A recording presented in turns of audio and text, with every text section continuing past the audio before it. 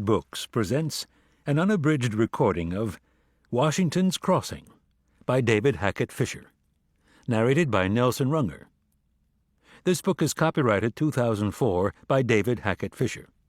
This recording is copyrighted 2004 by Recorded Books.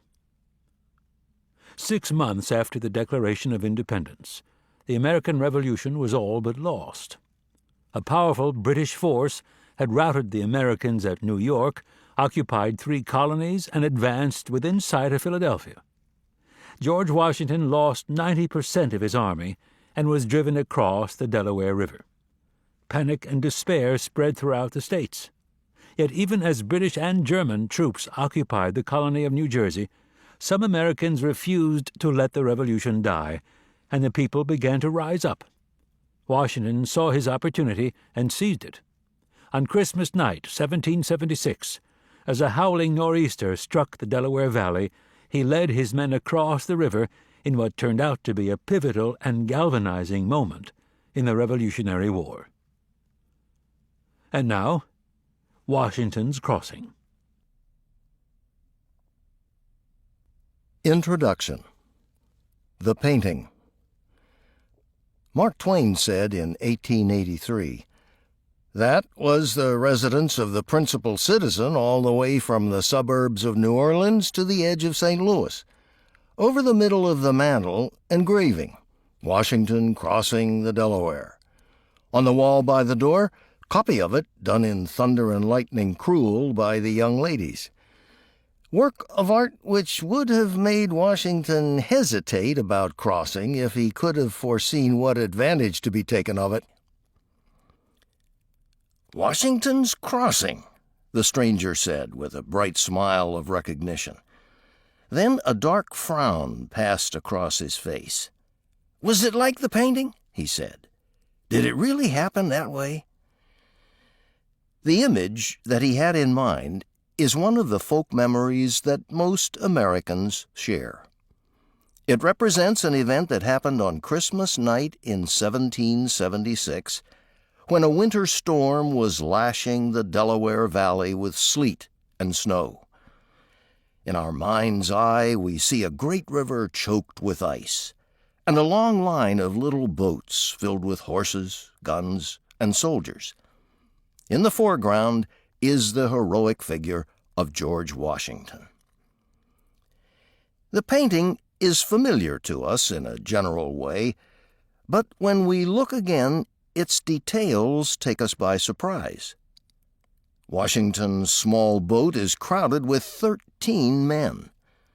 Their dress tells us that they are soldiers from many parts of America, and each of them has a story that is revealed by a few strokes of the artist's brush. One man wears the short tarpaulin jacket of a New England seaman. We look again and discover that he is of African descent. Another is a recent Scottish immigrant, still wearing his Balmoral bonnet. A third is an androgynous figure in a loose red shirt, maybe a woman in man's clothing, pulling at an oar. At the bow and stern of the boat are hard-faced Western riflemen in hunting shirts and deerskin leggings. Huddled between the thwarts are farmers from Pennsylvania and New Jersey in blanket coats and broad-brimmed hats. One carries a countryman's double-barreled shotgun. The other looks very ill, and his head is swathed in a bandage. A soldier beside them is in full uniform, a rarity in this army. He wears the blue coat and red facings of Hazlitt's Delaware Regiment.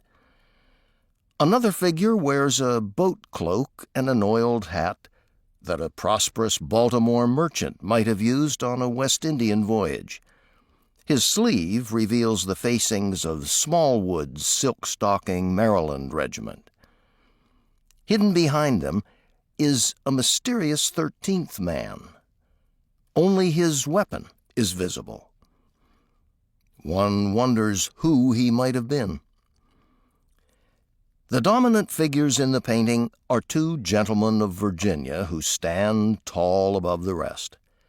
One of them is Lieutenant James Monroe, holding a big American flag upright against the storm. The other is Washington, in his continental uniform of buff and blue. He holds a brass telescope and wears a heavy saber, symbolic of a statesman's vision and a soldier's strength. The artist invites us to see each of these soldiers as an individual, but he also reminds us that they are all in the same boat, working desperately together against the wind and current. He has given them a common sense of mission, and in the stormy sky above he has painted a bright prophetic star, shining through a veil of cloud.